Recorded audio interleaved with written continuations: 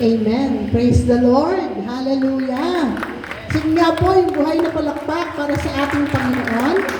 Hallelujah. Yung pong palakpak para kay Lord. Ayan. So kanina po palakpak po para sa akin yon. Pero pagdating sa Panginoon, let us give our best to God. Amen. Praise God. So I'm so excited this morning kasi nga katulad ng sinabi nyo ay medyo matagal. Amen. Thank you po. Thank you po sa napakainit na pag-welcome niyo sa akin. At talagang mas lalo kong nararamdaman na hindi ba ako bisita rito. Ako po ay kapamilya at kapuso. Amen. So salamat po sa Panginoon sa buhay po ng bawat isa.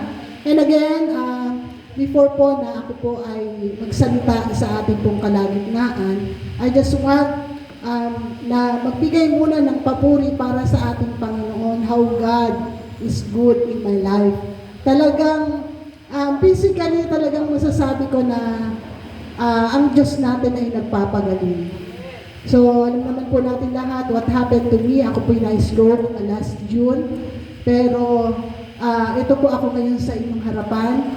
Nakatayo. Amen. At hindi lang basta nakatayo. Hallelujah, masigla na kung saan magbibigay ng papuri para sa ating Panginoon. Ganon kabuti ang Diyos. At ngayon pong umagang ito, ay nais ko pong samahan niyo ako saglit sa pananalangin para po sa paghahayag ng salita ng ating Panginoon. Let us pray to God.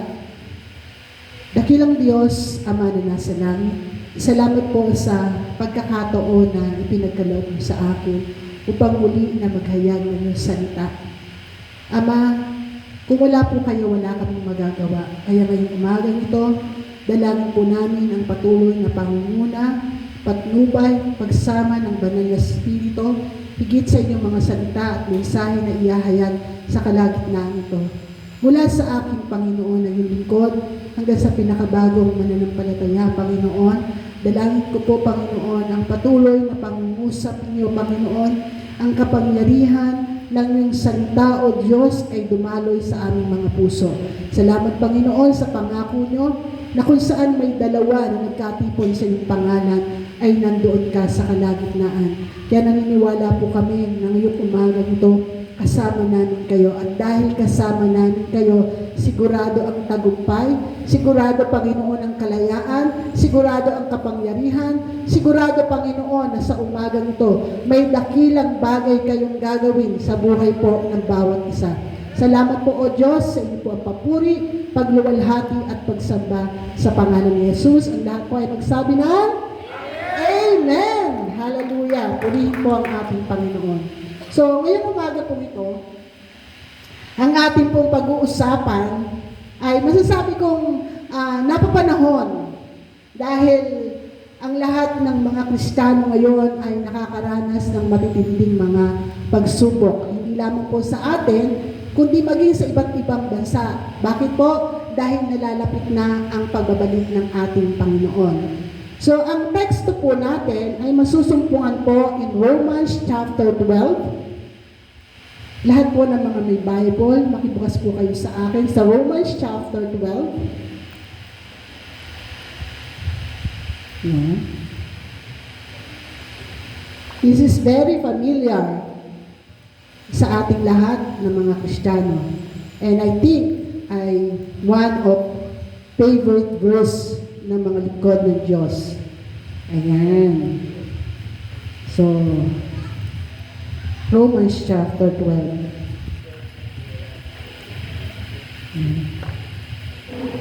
Pwede pong makisuyo. Ano lang po yung electric fan.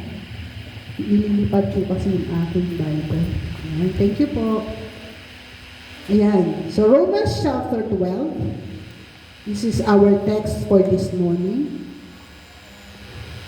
At ang ating pong key verse is verse 1 and 2. Pero yung the whole chapter of 12, chapter 12 ng Romans, ang siya pong ating tatalakayin ngayon.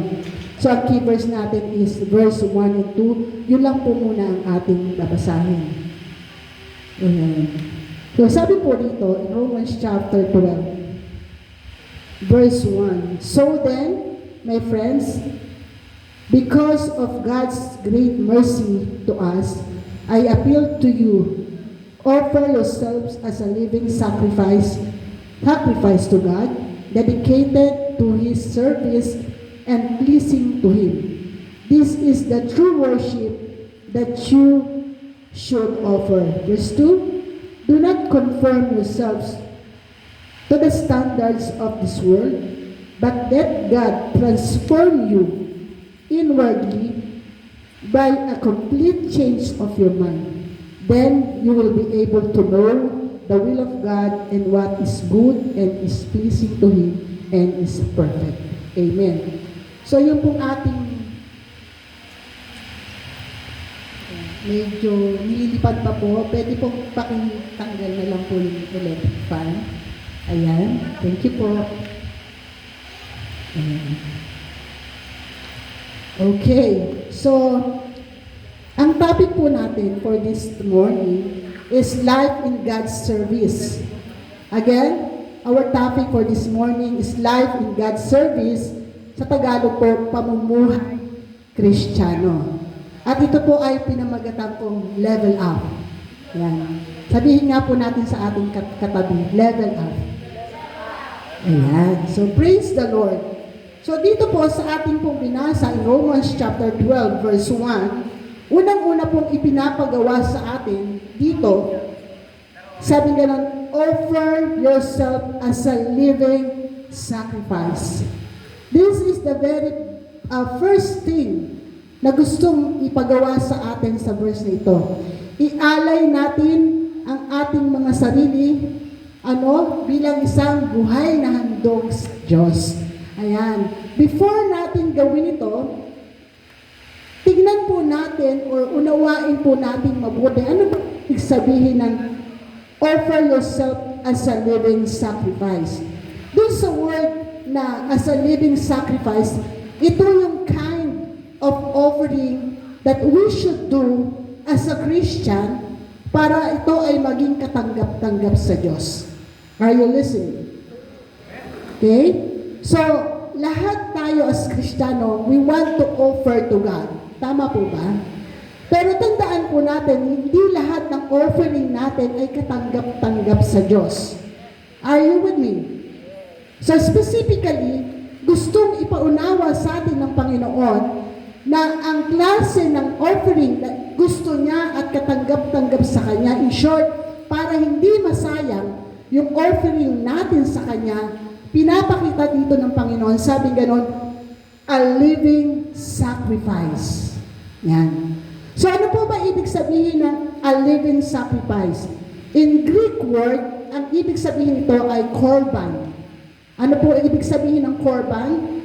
It is often associated with idea of sacrifice in the Old Testament, and it also arises the constitution of drawing near or closest to God. Yan. So alam natin sa Old Testament, yung kind of offering na ginagawa. Ano po ba yun? Sino po ba nakakaalam nun? Di ba nag-aalay sila ng class A na mga hayop? Okay, lamb. At yun ay pinapatay nila bago nila i-offer sa harap ng ating Panginoon. So, kung titignan natin, yung kanilang process of offering to God, nakatanggap-tanggap, kailangan muna nilang patayin yung mga hayop, okay? Bago po nila ito ihandog. So with us today, yung sinasabi nitong offer yourself as a living sacrifice, we need to die first sa ating mga sarili, upang nang sa ganon, as we offer to Him our life, ito ay magiging katanggap-tanggap. Ano pong ibig sabihin nito? We need to die to ourselves muna. Okay? So yung ating pagkatao, yung ating mga gusto, we're not just praising the Lord, pero yung puso naman natin ay hungkag sa Kanyang harapan. Are you with me? Okay, let us continue. Sabi ganon, presenting oneself as a living sacrifice is as a way to draw near to God. So yung ipepresent natin yung sarili natin sa harap ng Panginoon o sa Diyos, ito yung nais ng Panginoon sa atin, mismo ang ating mga sarili o yung ating mga buhay. In Old Testament, Korban is a general term for an offering after involving animals or other gifts that were presented to God as part of worship and atonement in trials. Yan. So, hindi ka po pwedeng maghandog sa Old Testament ng basta-basta lamang na hayop. Okay? May pamantayan ng Diyos para sa Old Testament ay maging katanggap-tanggap yung offering na yon para sa Kanya. Higit sa panahon natin ngayon. It is clear na sinabi rito, offer yourself, sarili mo, as a living sacrifice to God. For example, part of our offering is our money, right? Pero yung bang money na yon na ino-offer mo sa Panginoon is talagang pure or ito ay tira-tira lamang natin? Are you listening? Amen? Pwede yung oras natin. Yung oras ba natin ay talagang naibibigay natin yung pinaka for God? Or tira-tira pa rin natin? Mga kapatid, kailangan maintindihan natin that as we offer to God, dapat yun yung pinaka-mainam. Hindi yung pagod ka na for everything you do at saka ka, Lord, I'm here. I want to offer myself to you. Hindi ka nagpunta sa Lord para mag-offer sa ganung senaryo. Nagpunta ka sa Lord, hindi para mag-offer, kundi para mag-recharge. Amen? Ano yung tamang panahon na masasabi mong you offer your time to God na talagang kalugod-lugod sa Kanya? Pagising mo sa umaga. Wala ka pang ginagawa, hindi mo pa sinahawakan ng cellphone mo, hindi ka pa nag-iisip ng kung ano-ano. As you open your eyes, Lord, I'm here. That is the best time na masasabi natin, you give your best to God when we talk about time. Are you listening? Amen po ba? Hallelujah. So dito, let us continue. Sabi rito, a key aspect of Korban in that it was a means to approach God and express devotion. Ayan. Yung key aspect na kinakailangan maintindihan natin pag pinag-usapan yung offering, a living sacrifice to God, sabing ganon, to approach God and express devotion. Pag sinabing devotion, may kalakip tong sakripisyo and commitment. Amen? Amen? Hindi lang basta, you have no choice, I need to pray. Hindi ganun. Pag pinag-usapan yung offering to the Lord, when we talk about time, talagang sinasadya ito. Ini-schedule ito. Are you with me? Amen? Hindi ito basta maisipan lang natin. Hindi ito dahil sa kailangan lang natin, dahil pagod na tayo. No. Ito yung panahon na talagang itinakda mo for God. It's between you and God alone. Are you listening? Ito po ay isa lamang bahagi ng buhay natin na gusto ng Panginoon na i-offer natin sa Kanya as a living sacrifice. So marami pa pong iba. Our money, our family, okay, our ambition, our dreams, yan. Lahat yan hindi inaalis ng Diyos sa atin. Pero ang gusto ng Panginoon, dahil a living sacrifice, offer yourselves. Ibig sabihin, kung ano yung meron ka, the whole being of you must be offered to God. Amen? Nandyan po ba kayo? Even your love life. Hello?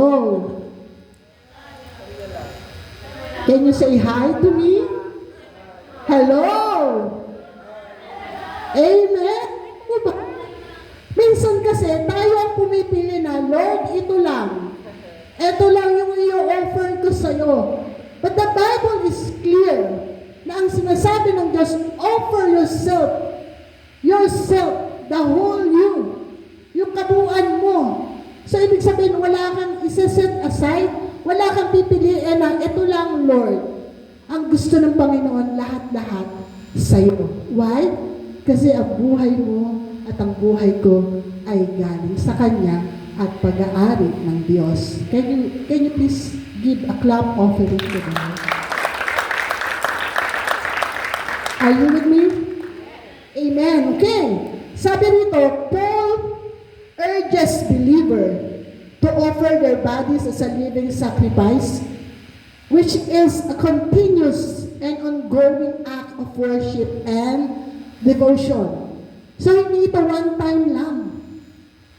Hindi ito pag Sunday lang. Amen? Ang sabing ganon, continuous and ongoing. Tuloy-tuloy. Sabihin mo nga sa katabi mo, kapatid, tuloy-tuloy.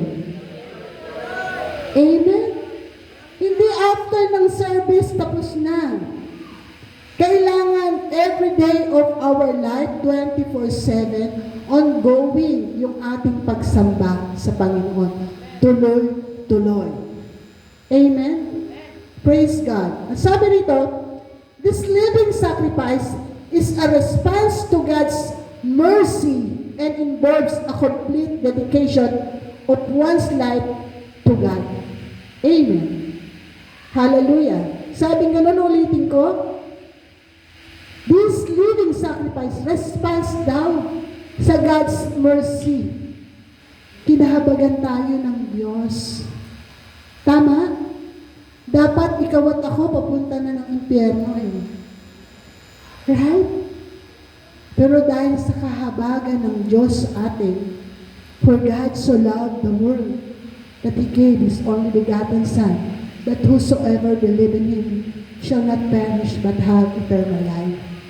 Dahil sa kahabagan, sa pag-ibig ng Diyos, instead na papunta, ikaw at ako sa impyerno, ang punta natin ay langit na bayan. Amen.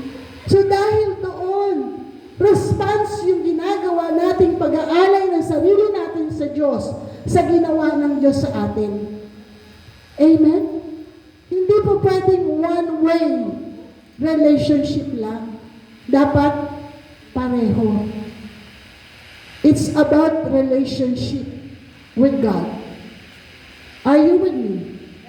Amen. Okay, let us continue. Living sacrifice is a call to believers to dedicate their lives to God. Take note of this. It is a call. Sa lahat ng mananampalataya. Sino po ang mananampalataya ni Kristo dito? Can you please raise your hand? Sige po, be proud. Ayan. Raise your hand to the Lord. Amen. So ito ay panawagan sa lahat sa atin na mananampalataya ni Kristo. Sabi, it is a call to a believers to dedicate their lives to God and not as a one-time act like a traditional animal sacrifice, but as a continuous, ongoing offering of themselves.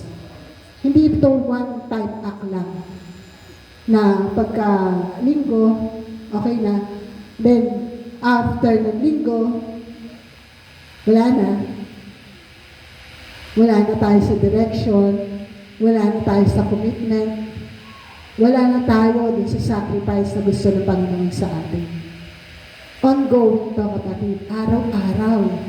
Kasi araw-araw, anak ka ng Diyos eh, hindi linggo lang. Sabi mo nga sa katabi mo, kapatid, araw-araw, anak ka ng Diyos. Amen? Kaya ongoing to, hindi ito, ngayon lang, pastora, 12 o'clock na, tapos na yung, no, it's not like that. Amen. Hallelujah.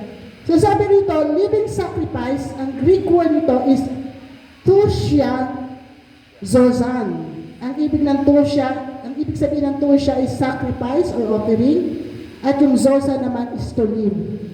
Ibig sabihin, mamuhay ka. ito ay pamumuhay. Hello? Are you listening? Yung living sacrifice, pamumuhay to araw-araw. Nakukuha po ba natin? Hindi po, uulitin ko, hindi po araw na ng linggo tayo nag-o-offer at sumasamba sa Diyos.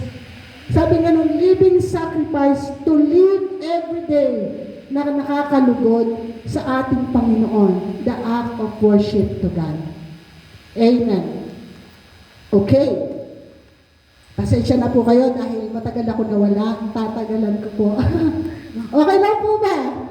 Hallelujah. Okay. Sabi, therefore, the praise living sacrifice is in Greek is a combination of these two words, signifying a sacrifice that is still alive.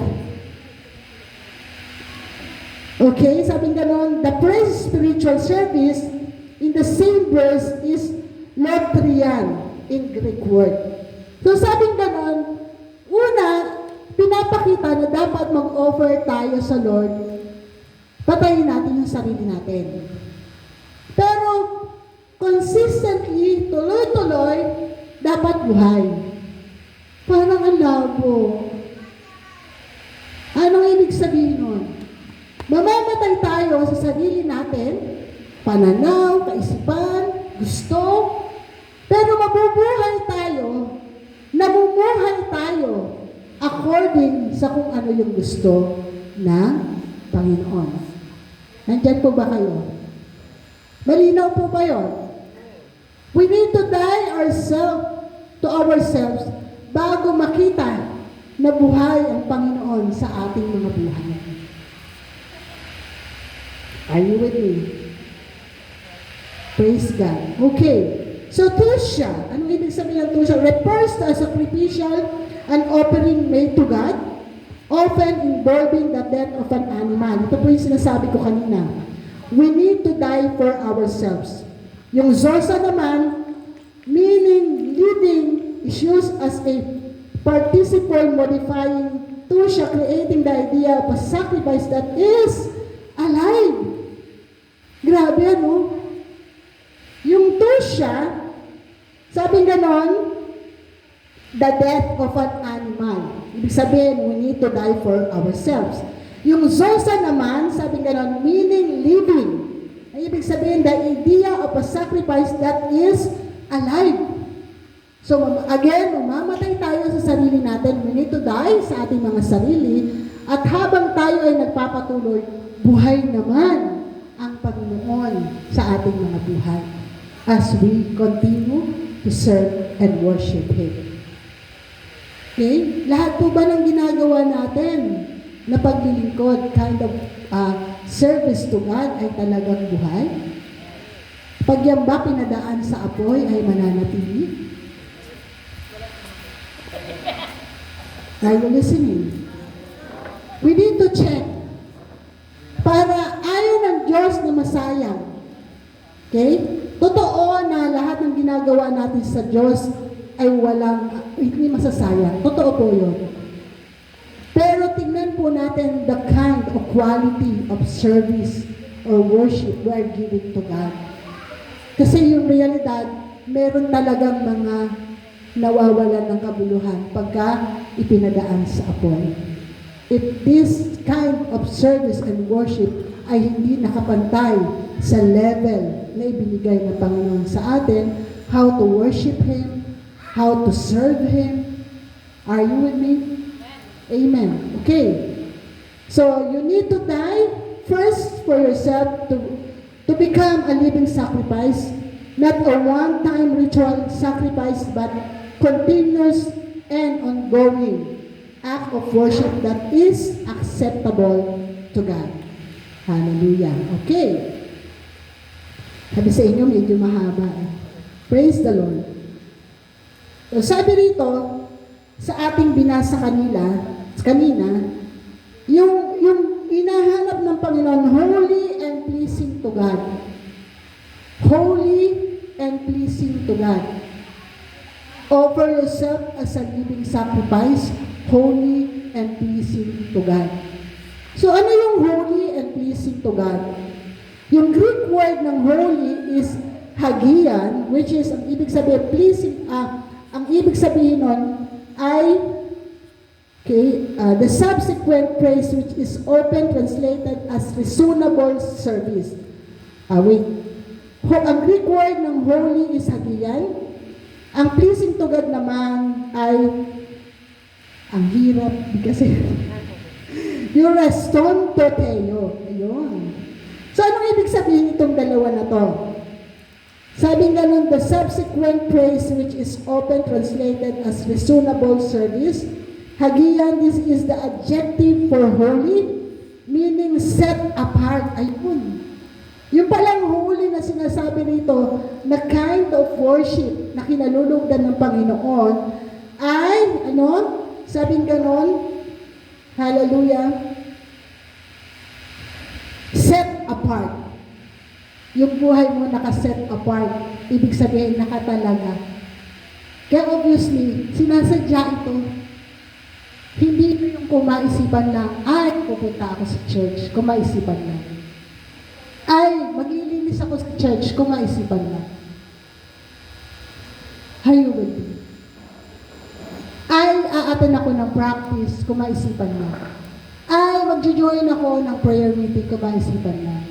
Ay, mag-share ako ng gospel, kung maisipan lang.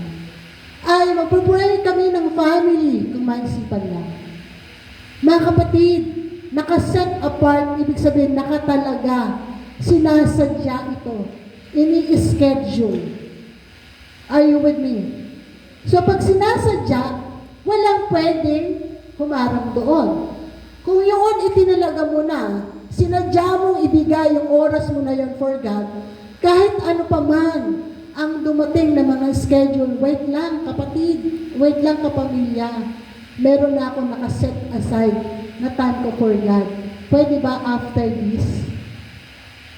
Hindi yung lagi ang gawain ng Panginoon ang mag-a-adjust sa atin. Are you listening? Minsan nahirati tayong gano'n dahil mabait si Pastora. Naiintindihan ako ni Lord.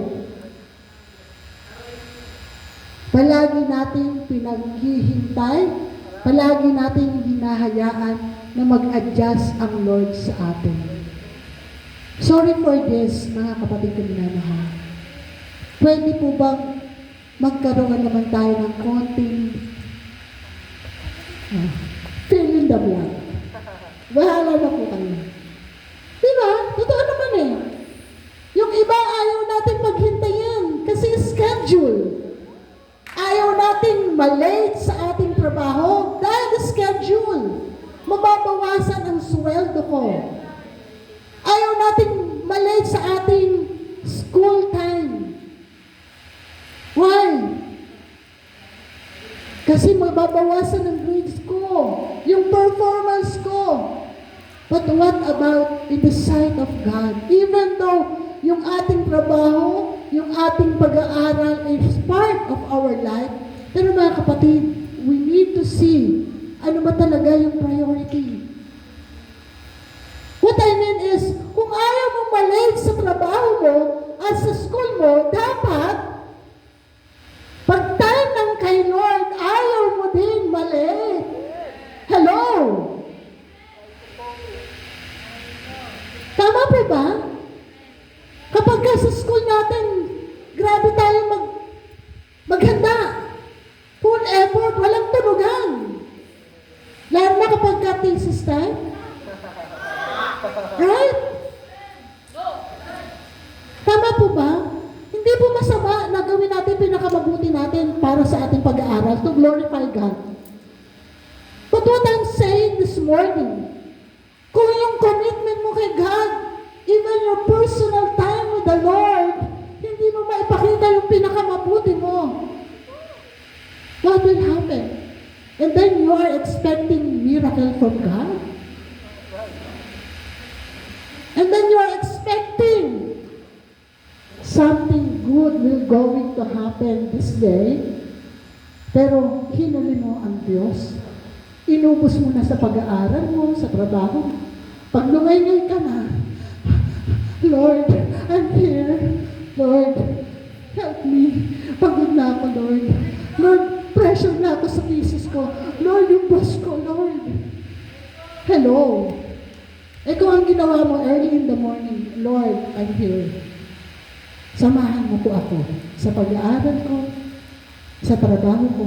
I'm telling you, hindi nagpe-fail ang Lord sa kanyang promise.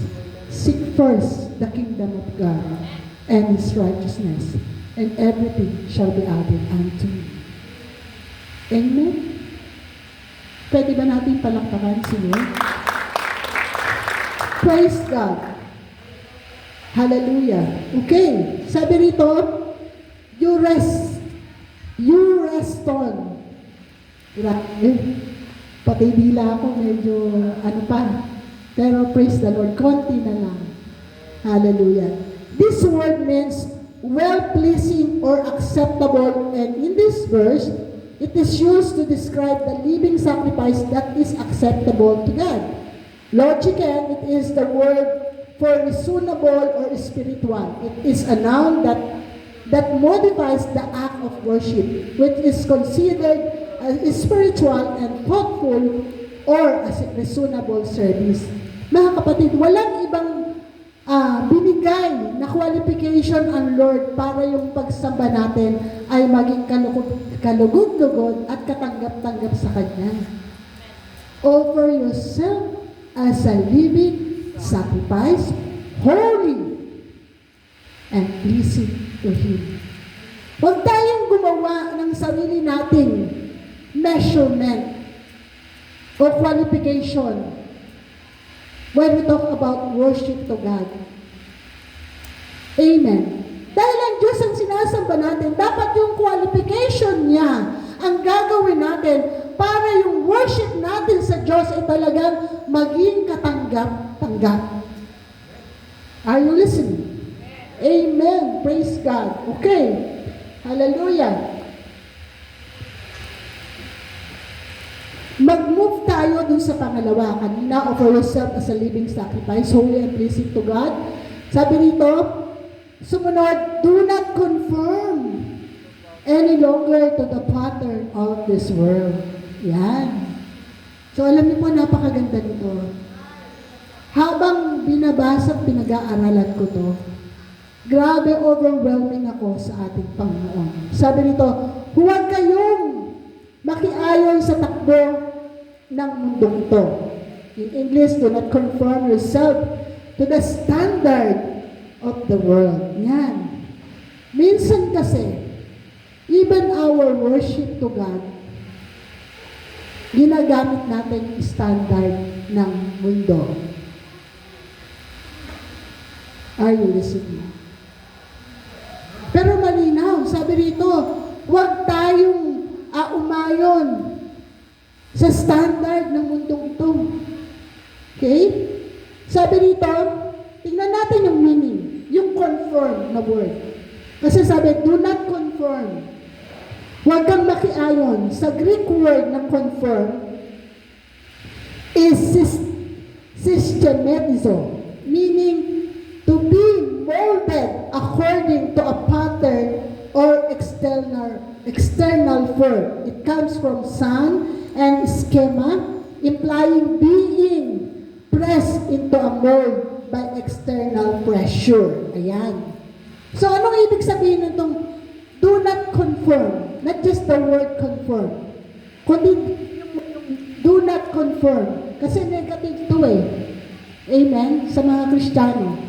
Huwag daw tayong makiayon. Anong ibig sabihin ito? Yung conform na tinutukoy dito, nababago o yung standard mo ay bumabase doon sa panglabas.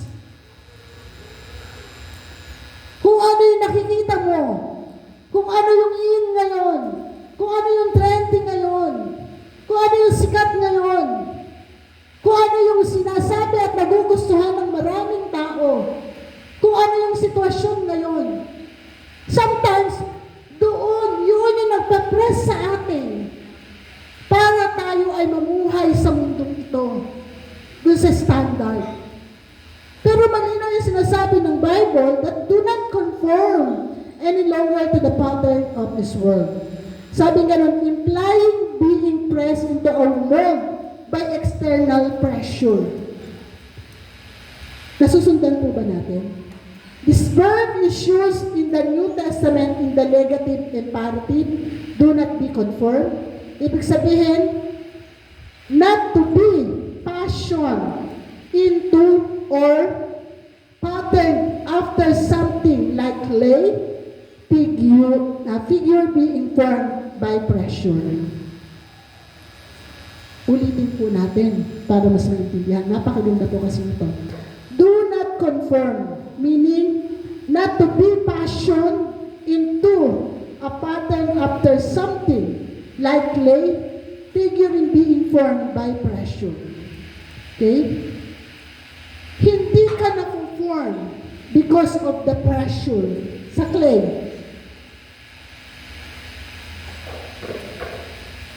Uulitin ko, like clay, hindi ka mapuform because of the pressure. Hindi ka mahuhubog doon because of the pressure. Hindi yun. That is the way and standard of the world. Na kaya ka napuform because of the pressure. Tingnan po natin ang gustong sabihin ng Panginoon. So dahil doon, lalo nating dapat maintindihan, we need the Holy Spirit in our life. Hindi ka napuform. Isipin natin mabuti, clay. Pinoform ang clay because of the pressure, right? Kung paano siya huhulmahin ng kamay. Amen? So, ang sabi rito, hindi daw dapat ganun. Hindi from outside, inside. Dapat maintindihan natin na perform tayo from inside, outward. That's why we have the Holy Spirit. Are you listening? Hindi ka nabago because of the pressure ng buhay mo. Nabago ka kahit may pressure dahil nasa iyo ang banal na Espiritu. Are you listening, church? Hallelujah. Kaya kailangan natin ng banal na Espiritu eh. Kung easy-easy lang ang buhay at ganun lang, hindi na pinababa ang banal na Espiritu for us. Alam ng Diyos that there are so many pressure na may encounter ang mga Kristiyano. At kailangan niya ng nasa loob niya para yung pressure na yun na darating sa kanya ay hindi maging dahilan para maubos ka, para madulog ka at tuluyan ng mawala. Kundi dahil dun sa pressure na yun, nasa loob ang banal na Espiritu, the power that is in you, because of the Holy Spirit, yun ang humuhubog sa iyo at nananatili kang matagumpay, nagpapatuloy at nagbibigay ng kapurihan sa Diyos. Hello, church. Oh, glory to Jesus. Hallelujah. Let us continue.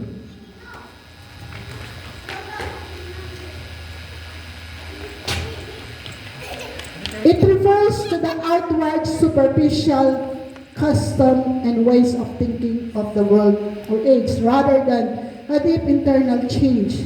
So ito yung kanina, do not conform any longer. Do not conform. Ang ibig sabihin, it refers to the outward, superficial custom, pamamaraan ng mundo. Minsan doon tayo dumidepende eh. Sistema ng mundo, advice ng mundo, trend ng mundo, kaya tayo nag-give in. Nag-perform tayo doon. Hindi yun ang gusto ng Panginoon. Amen. Sabi rito, in contrast, ito yung gusto ng Panginoon. The parallel Greek word for transform in the same verse is metamorpho, which signifies a profound inner fundamental change like a caterpillar becoming a butterfly. Ang butterfly, hindi siya naging butterfly agad dahil sa surrounding. Nagmula siya sa loob at naging magandang butterfly. Meron akong sinend kay Pastora na picture na ilagay na. Okay. Okay, so Gusto ko po maintindihan natin ito, mga kapatid.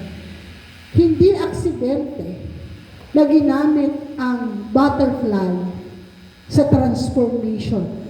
Kasi as we look and study this verse, yung do not conform any longer to the pattern of this world, but be transformed. Yung transform po na yun, ang specific na ginamit po ay yung patungkol po sa butterfly. Amen.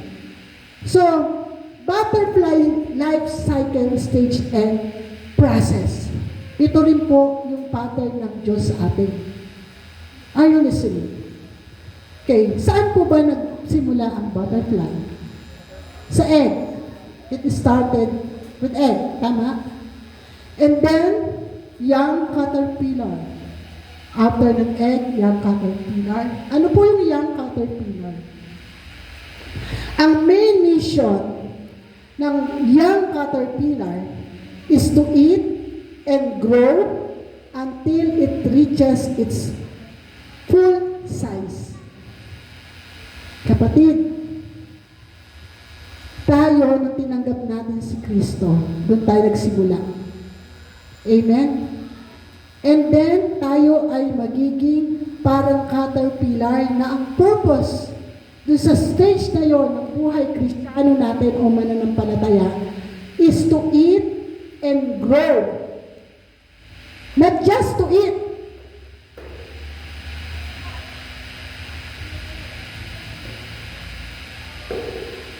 Dapat lumalago ka, kapatid.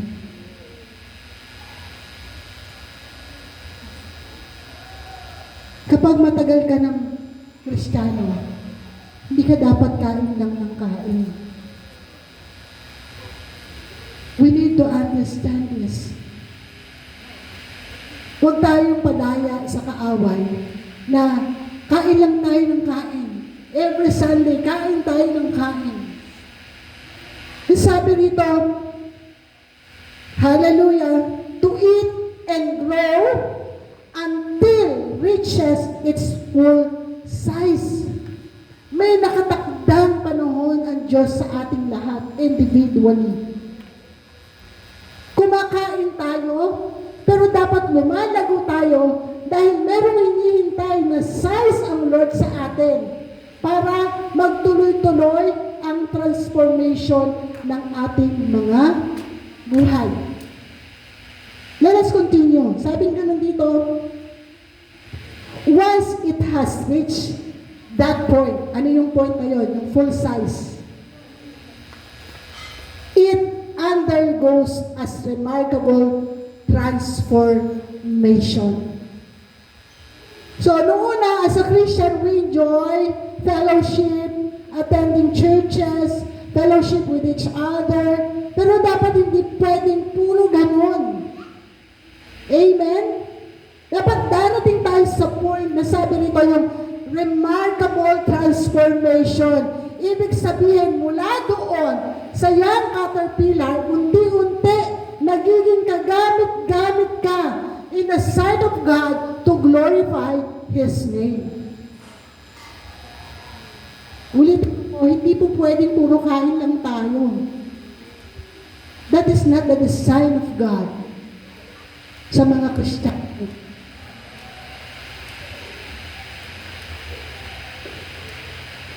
We need to be enlightened.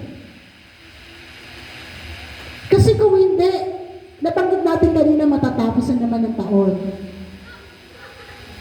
Kumusta ka, kapatid? Bago matapos ang taon, kumusta ka? Nandito ka na ba sa point na lumalabas ka na sa pagiging young caterpillar? Or nananatili ka pa rin young? Nakain ng kain ng kain ng kain. Why? Because hindi mo naiintindihan na ang young caterpillar, ang trabaho niya kumain at mag-grow. Hindi sa size ng katawan, ha? Spiritually speaking. Are you with me? Yung commitment mo, yung sacrifices mo, yung attitude mo, kasama doon sa nag-grow. Even your finances. Amen? Okay, sabi rito, it feeds on lips, hangs upside down to form the pupa. Ayan. So, as young caterpillar, can you imagine, yung naghahang ka sa leaves, yun yung caterpillar, diba? Nakakita na ba kayo? Na nakasabit sa leaves na talagang green na green.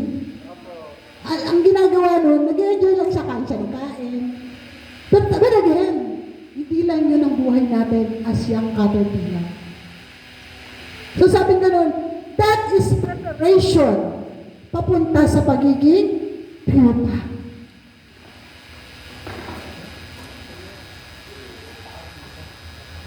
Ito yung matindi. Yung pupa. Samahan tayo ng Diyos na maintindihan natin, maihayag ko to, na may kapangyarihan mula sa Panginoon. Uulitin ko, it feeds on lips, hangs upside down to form the pupa. Praise. Again, it feeds on lips, hangs upside down to form the pupa.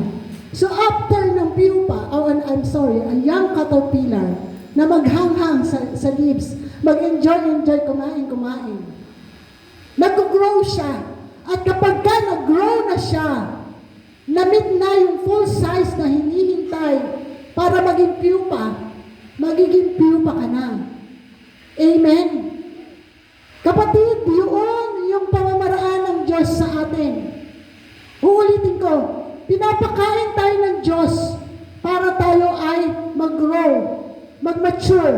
Why? Kasi hindi mo po pwedeng hindi daanan ang pagiging pupa.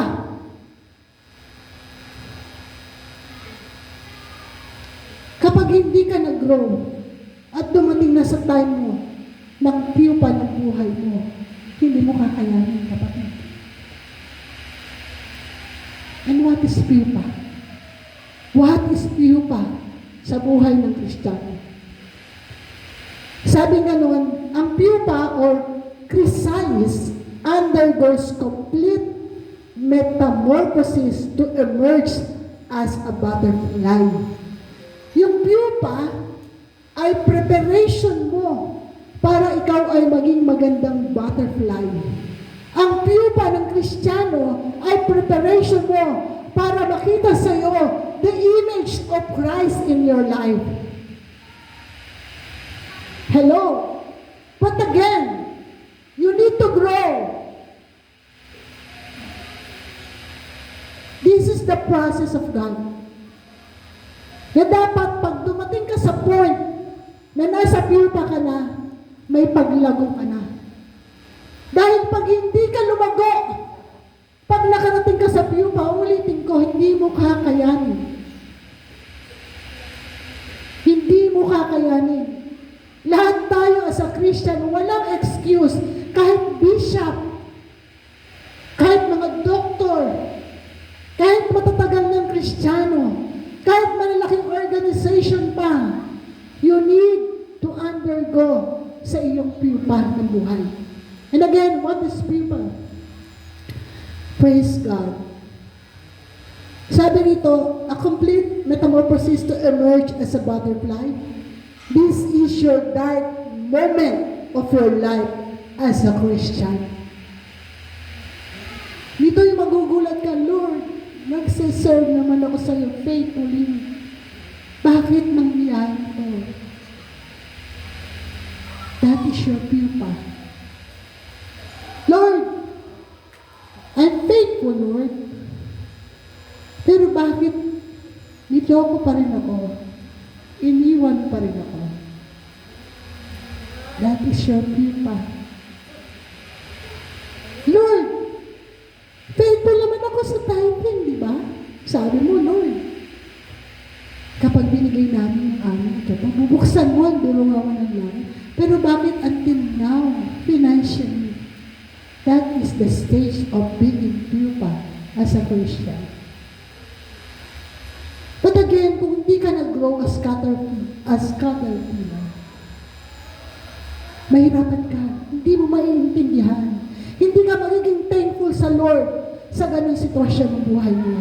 Pagka sa mangyayari sa'yo, magsiself-pity ka, iko-condemn mo ang ibang tao, ipi-blame mo ang ibang tao, iko-compare mo ang sarili mo sa iba, bakit si ganito, ganon, bakit si ganyan, ganyan, bakit ako hindi?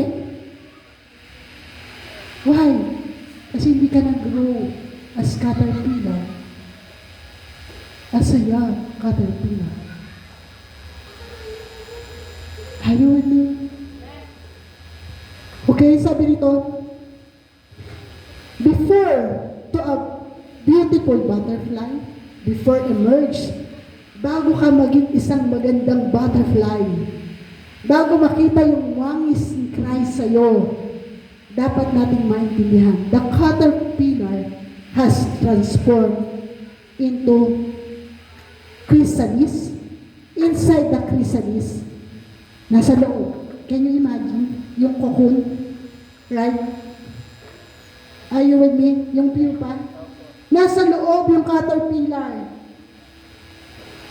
Nung una, nag-e-enjoy siya, nakahang. Pero kapag ka dumating sa point na napuporm na yung pupa, nandoon na lang siya sa loob, wala siyang magawa. Kundi magstay lang doon. Gusto man niyang umalis at mapabitin-bitin uli. Katulad nung nauna as young caterpillar, hindi na pwede. Bakit? Time for him or her na maging pupa. Nandun lang siya. Can you imagine how hard na nandun ka for how many months, how many years? Christian, are you with me? So kung nandun ka sa stage ngayon ng pagiging pupa, that is not an accident. That is the way and process of God into your life upang nang sa ganon, dumating ka sa point ng isang magandang butterfly, ng isang totoong Kristiyano.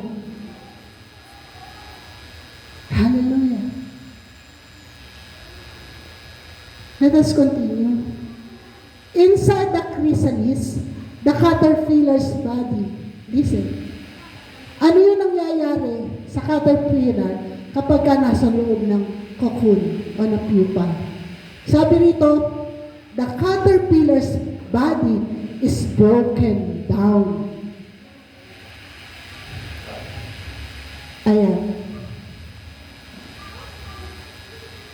Sa loob ng pupa, yung caterpillar, sabi ganon, caterpillar's body is broken down. So yung moment natin na tayo ay nasa pupa, dinudurog ka ng Diyos. Hello? Your brokenness now, yung pinagdadaanan mo ngayon na may hirap, dinudurog ka ng Panginoon. Nasa loob ka ng pupa. But again, kung ikaw ay nag-grow as caterpillar, anong gagawin mo? Nahihirapan ka? Nasasaktan ka? Pero still, yung joy and peace is in you. Alam mo that all things work together for good to those who love Him and called according to His purpose. Alam mo yan. Hindi ka nalilito. Hindi ka nalilito. Nasa kukod ako ngayon. Kasi plano ng Diyos to. Dinudurog ako ng Panginoon. Pinaprepare ako ng Panginoon upang sa paglabas ko doon sa kukod o doon sa pupa, isa akong magandang butterfly na lumilipad at nagbibigay ng papuri sa Diyos. Sige po, palakpakan natin ang Panginoon. God deserves the glory. Amen? Sino po yung may pinagdadaanan ngayon? Kapatid, dadaan ka lang dyan. But it's up to you kung gusto mo manatili. But the plan of God is padaanin ka lang dyan. Nasa pupa ka ngayon. Stage ng pagiging pupa. And again, sa loob nun, sabing ganon, hallelujah, praise be the name of the Lord. Inside the pupa, the caterpillar's body is broken and recognized into the adult butterfly's form, including wings, new eyes, and mouth parts. So pagka na-broken na yung caterpillar, unti-unti naman namomold, yung butterfly, ano yung sinabing part ng butterfly na minomold dito? Adult butterfly's form, including wings, new eyes, and mouth parts. Sabi ko, bakit kaya wings? Bakit kaya eyes? Bakit kaya mouth lang? Tinanong ko to sa Lord. Sa palagay natin, bakit? Kasi ito yung papel natin. Sabi nga nun, new eyes. Hindi sinabing same eyes. So, ibig sabihin, habang nasa kakun tayo, yung ating pananaw, binabago ng Diyos. Are you with me? Na yung pananaw natin na dati nakabase sa standard ng mundo, paglabas mo mula dun sa kukun, mula dun sa pagiging pupa, yung pananaw mo ay nakabase na base sa paningin at prinsipyo ng Diyos. Kaya nga, do not conform any longer to the pattern of this world, but be transformed by the renewing of mind. Amen? Ano pa? Sabing ganoon, wings. Bakit wings? Ang dami namang pwedeng ihalin tulad ng Lord sa atin. Bakit kaya ito pang butterfly? Kasi alam niyo po ba ang butterfly? Napakalaya ng lumipad, ng lumipad, ng lumipad. At habang lumilipad siya, very attractive sa mga tao na nakakita. So ang buhay natin, ganoon ang gusto ng Panginoon. Gusto ng Lord na lumipad ka. Not literally na lilipad ka. Lilipad ka sa standard ng Diyos, hindi sa standard ng mundo. Maging malaya ka. Are you listening? Maging malaya ka sa paglipad mo. Huwag nakabase sa standard ng mundo. Wala kang perang malaki? Lumipad ka, kapatid. Dahil hindi ang standard ng pera ng mundo ang nagpapasaya sa tao, kundi ang standard ng Panginoon. Kahit wala kang maraming pera, kung nakita mo na pinalilipad ka ng Panginoon, maniniwala ka na ikaw ay magiging masaya at kontento pa rin. Kahit hindi mo marating yung mga pinopost nila sa Instagram, sa Facebook, nakapunta ng ganito, nakapunta sa ganon. So what? Hindi ka ba nakapunta sa ganon mga lugar? Pero dahil alam mong pinalaya ka ng Panginoon, mula sa standard ng mundo, magiging masaya ka. Amen? Kahit diyan ka lang sa Jose Rizal Coliseum nakapunta. Are you with me? Amen. Well, kasi hindi na yung standard ng mundo eh. Minsan we struggle a lot kasi yung standard ng mundo.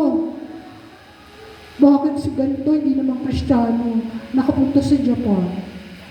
Bakit si ganito, hindi naman faithful sa tithes, nakapunta sa Korea? Standard ng mundo. Pero kung ikaw ay malaya, nakatulad ng isang butterfly, nakapunta, si kapatid nakapunta sa Japan, praise God. Walang comparison. Walang higit. Bagkos, masaya ka para sa Kanya. For the glory of God. Amen? Andyan pa po ba kayo? Amen. Okay, sabi rito,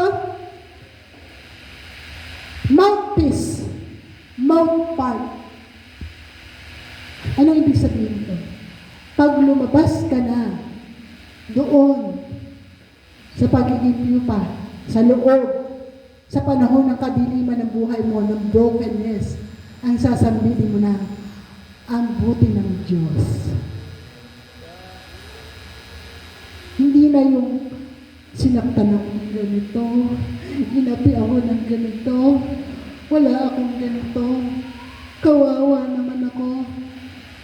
Ang sasampitin mo na, kahit dumaan ka sa mga matitinding pagsubok, kahirapan, ang buti ng Diyos. Amen. Iba na yung bumubuka. Iba na yung lumalabas sa bibig mo. Wala ka maraming pera. Praise God. Mayaman ako. Amen?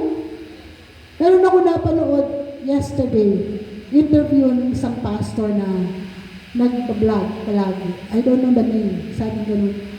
Ang ini-interview kasi ng tao na to, yung mga billionaire. Isa siya sa in-interview.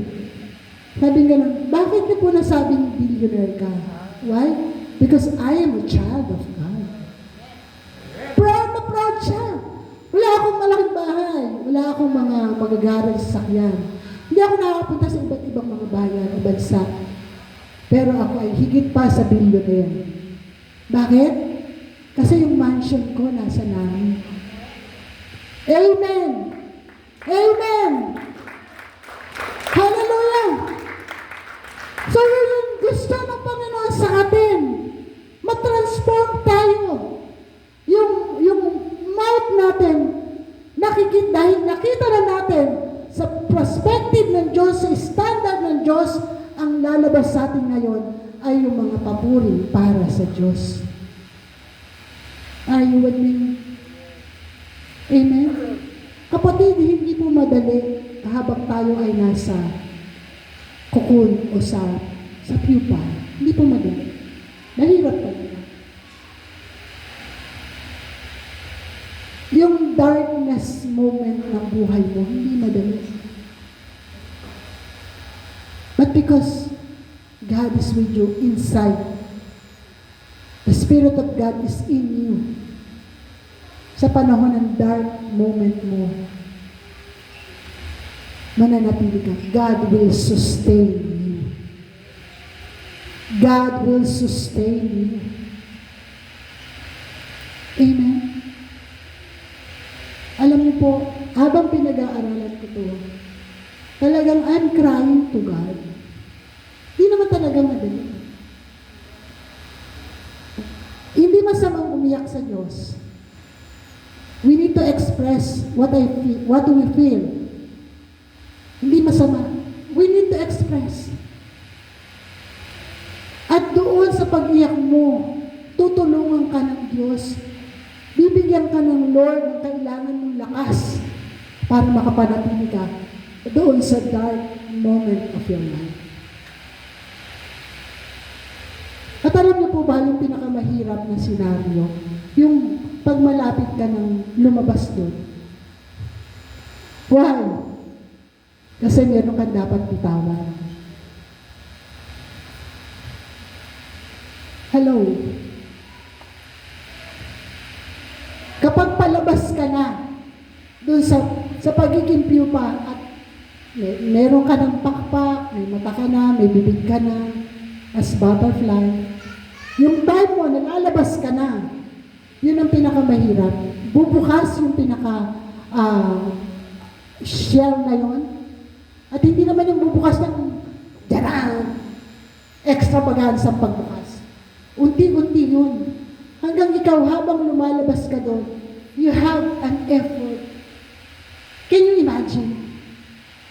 Can you imagine, church? Meron kang effort. Butterfly ka na eh. Nasa loob ka pa rin. Butterfly ka na, pero nasa loob ka. Pero kailangan mo nang lumabas. Magbubukas yun, unti-unti, pero dun sa bukas na yon, sa liwanag na yon, mag-uumpisa ka ng gumalaw. Nang unti-unti, sabihin, may effort ka. Meron kang bibitawan para tuloy-tuloy ang paglabas mo mula doon sa darkness moment of your life. Are you with me? And after mo, sabing ganoon dito, praise be the name of the Lord. Yung during the emerge naman, sa move out, during na move out mo. The adult butterfly splits open the chrysalis and emerges with vertical soap and wet wings. Okay? So, ulitin ko ha, sabi ganun, yung butterfly, adult butterfly ka na, sabi, splits open, siya mismo, yung hahawi ng chrysalis na yon, yung pupa na yon, siya mismo yung hahawi para magkaroon ng awang at nang siya ay magkaroon ng way para makalabas mula doon sa darkness moment. Are you with me? At sabi nga nun, doon sa paglabas mo, sabi nga nun, meron kang wrinkled, soft, and wet wings. So yung wings mo, hindi pa talaga ganap. Kulukulubot pa. Can you imagine a baby na inilabas mula sa womb ng mommy? Di ba hindi naman kaagad yung skin niyan ay makinis? Kulukulubot yan eh. Hello? And then habang tumatagal, nagbabalat siya, napapalitan ng skin talaga niya. So ganun din ang butterfly. Kapag sa unang labas ng butterfly, kulukulubot pa yan. At sabi rito, soft and wet wings. So hindi siya kaagad lilipad. Anong gagawin niya? Magpapahanghang muna siya doon sa pupa. Nakakabit pa rin siya doon sa pupa. So with us, ano ibig sabihin nito? It hangs upside down to let wings dry and harden. So nakastay pa rin siya doon. Doon sa hard moment. Doon sa sitwasyon na yun. Kaya nakahang pa siya doon. Para ano? Hindi para tuluyang manatili doon, kundi para ano? I-prepare yung sarili niya sa paglipad. Nakakasunod po ba tayo? Minsan ginajudge tayo eh. Diba? Alisin mo na yan! Tanggalin mo na yan! Wait! May process ang Diyos. Huwag mo unahan ang Diyos. Amen? So nakastick ka pa doon eh. Doon sa pupa. Pero butterfly ka na. Anong purpose? You are preparing yourself to fly.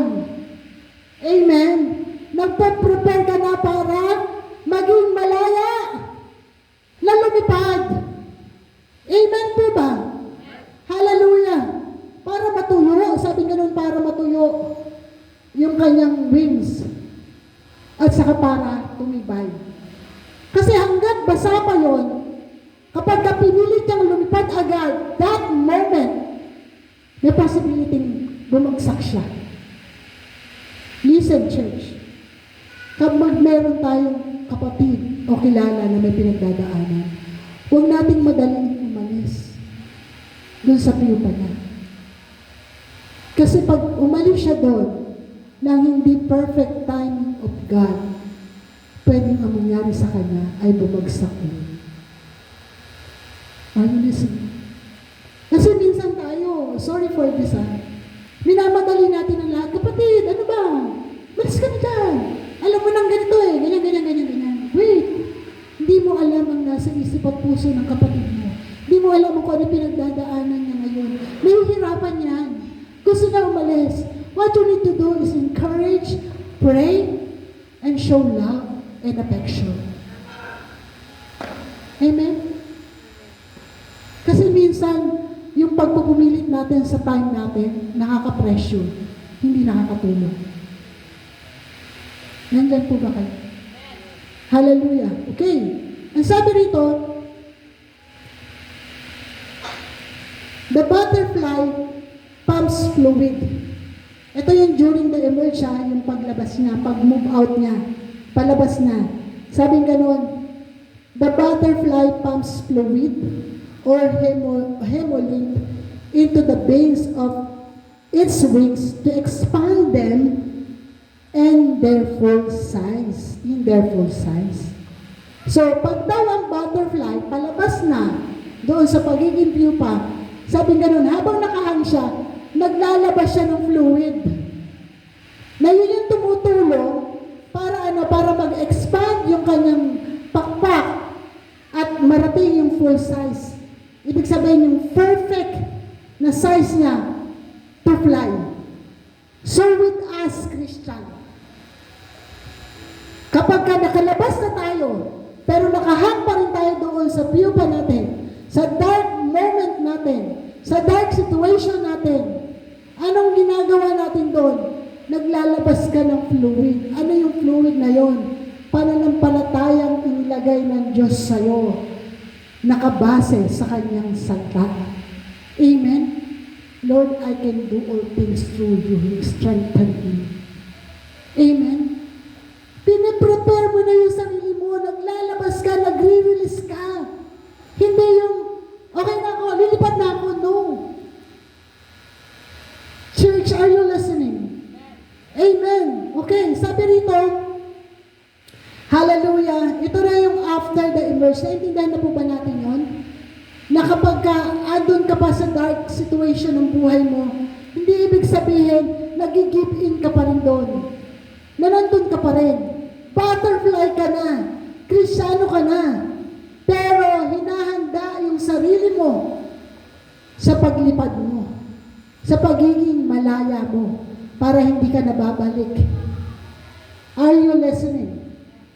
Para hindi mo na uulit-ulitin. Are you listening? Hallelujah. So sabi ganoon, after emerge, sa paglabas na, nakalabas na, the butterfly test for about rest for about an hour. Ayan. Sa paglabas mo, sabi ganoon yung butterfly, magre-rest daw for about an hour or more.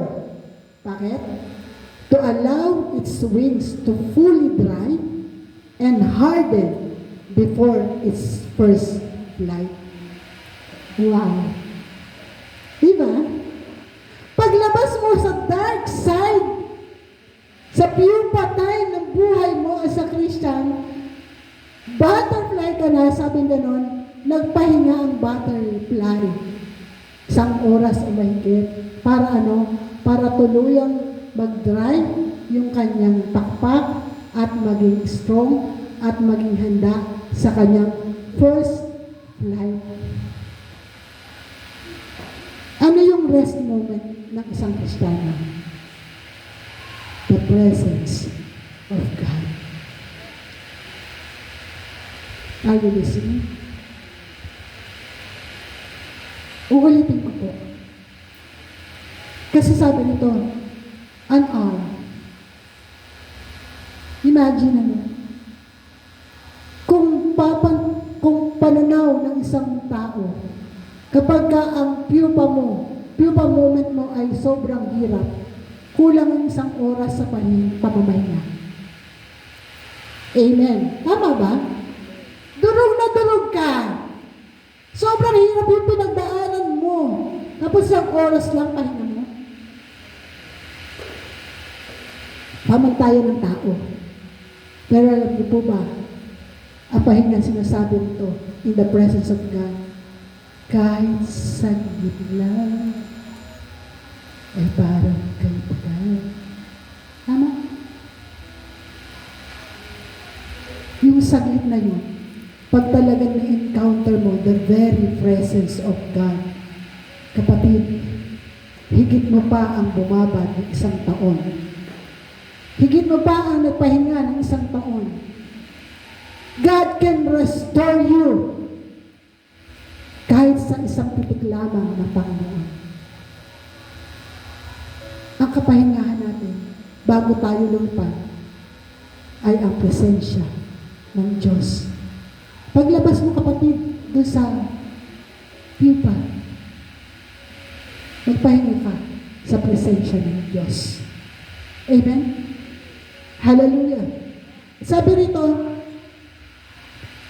rest in God's presence para sa iyong preparation for your first flight. Alam niyo po ba, mga kapatid, this is my first flight. Kakalabas ko lang po yesterday. Amen. Sabi ko kay Pastora Gold, Pastora, I'm ready. Nakapagpahinga na ako sa presensya ng Diyos.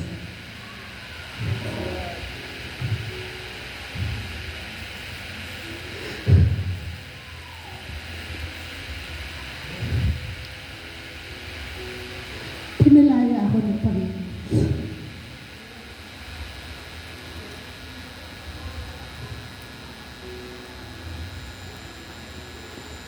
Sabi ko kay Lord, Lord, ayokong tumayo. Ayokong magsalita nang hindi ako handa. Pero hinanda ako ng Diyos. Kahapon, gabi, nung kanina umaga, nag-rest ako sa presensya ng Panginoon. Sabi ko, Lord, as I share this word, maging powerful para doon sa purpose mo sa akin as butterfly. At yun yung susunod na sasabihin ko sa inyo, share ko sa inyo. Thank you po. Sabi rito,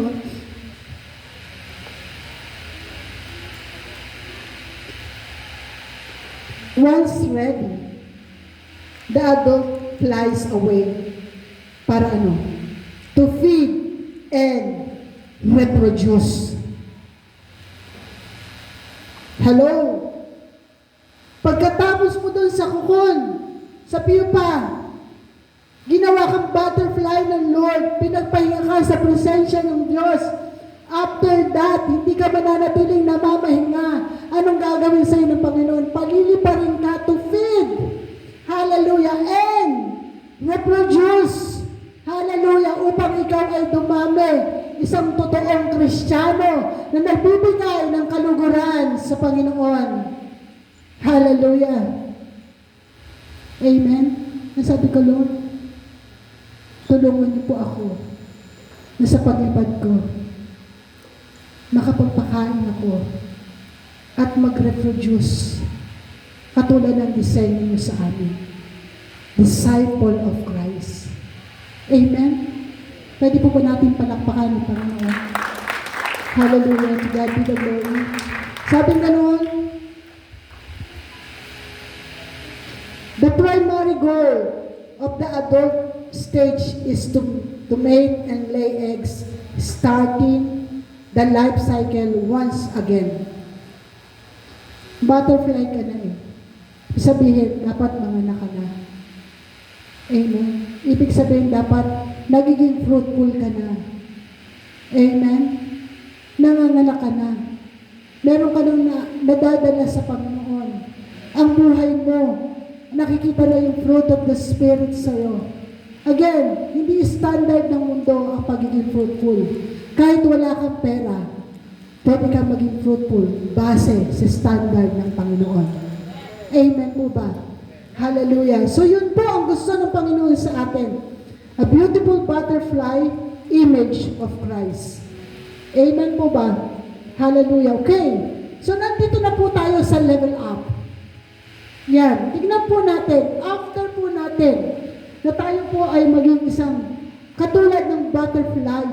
Ano po yung sumunod? Doon po sa mga sumusunod na verses. Ano po ba yung level up na gusto ng Panginoon sa atin? Praise be the name of the Lord. Hallelujah. Okay. So, i-skip ko na po yung iba dahil I think yun na po yung gustong pasabi ng Panginoon sa atin. Hallelujah. So, dun sa metamorpho, alam na po natin yan.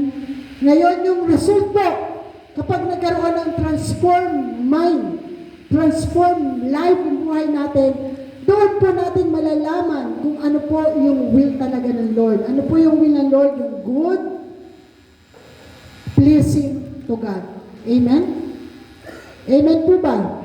Hallelujah. So ngayon, after po sinabi nito, okay, then you will be able to know the will of God, what is good and is pleasing to Him, and perfect will. After po niya sinabi nito, doon natin mauunawaan na God wants us to level up our life.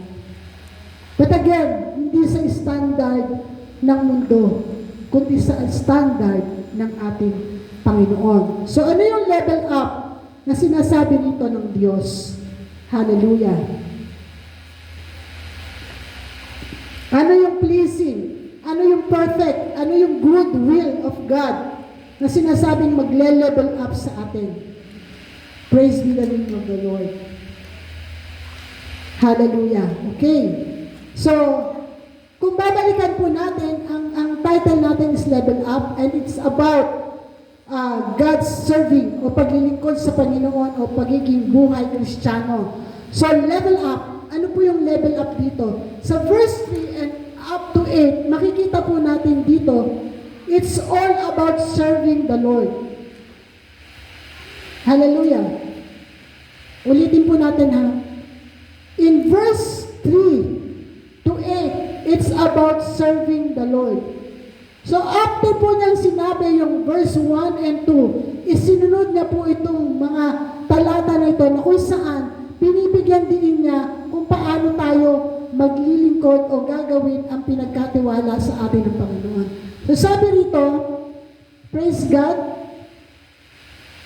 dahil sa kagandahang loob ng Diyos sa akin, sinasabi ko sa bawat isa sa inyo, huwag ninyong pahahalagahan ang inyong sarili ng higit sa nararapat.